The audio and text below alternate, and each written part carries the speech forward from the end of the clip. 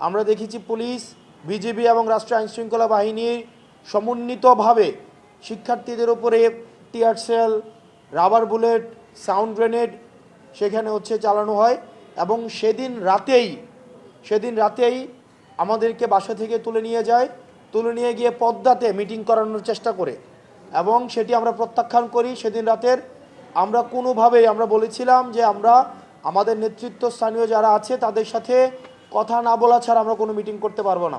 আমাদের সামনে দিয়েই তখনকার 3 জন মন্ত্রী আমাদের সামনে দিয়েই পদ্মাতে প্রবেশ করে 1 ঘন্টা যাবৎ আমাদেরকে বোঝানোর চেষ্টা করে তখনকার সময় ডিজিএফআই কেন আমাদের মিটিং করা উচিত, কিন্তু আমরা এই মন্ত্রীদের সাথে আমরা মিটিং প্রত্যাখ্যান করি।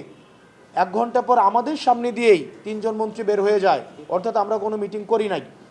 ওই দিন রাতেই মিটিং করাতে ব্যর্থ হয়ে আমাদেরকে মৎস্য ভবনের সামনে সেফ হাউসে, মৎস্য ভবন এবং আন্তর্জাতিক মাতৃভাষা ইনস্টিটিউটের মাঝে একটা ঘর আছে, বাইরে থেকে সেটাকে পরিত্যক্ত মনে হয়, বাইরে থেকে মনে হয় যে এটা পরিত্যক্ত, কিন্তু ভিতরে আধুনিক ব্যবস্থাপনা সবই রয়েছে, যেটাকে আইনশৃঙ্খলা রক্ষাকারী বাহিনীদের ভাষায়, এজেন্সির ভাষায় যেটাকে সেফ হাউস নামে ডাকা হয়।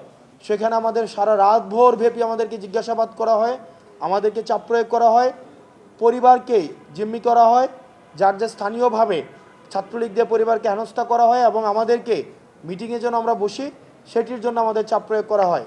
সেদিন সকালে এসে আমাদের এজেন্সির একজন আমাদেরকে হুমকি দেয় যে আমরা যেন মিটিং করে সারা দেশের সামনে আমরা যেন বলি যে আমরা আন্দোলন প্রত্যাহার করে নিয়েছি, তাহলে আমাদের লাইফ সেটেল করে দিবে, বিদেশে আমাদের লাইফ সেটেল করে দিবে, এই বিষয়গুলো আমাদেরকে বলেন। আমাদের সারা দিন ব্যাপী আমাদেরকে নির্যাতন করা হয়। সেদিন জুম্মার নামাজ ছিল, আমাদেরকে নামাজ পড়তে পর্যন্ত দেওয়া হয়নি। সেদিন আমাদের ফোন থেকে বিভিন্ন সমন্বয়কদেরকে ফোন দিয়ে তাদেরকে ধরে আনা হয়, হাসিবকে ধরে আনা হয়, আমার ফোন থেকে ফোন দিয়ে হাসিবকে সেদিন উঠিয়ে নিয়ে আসা হয়।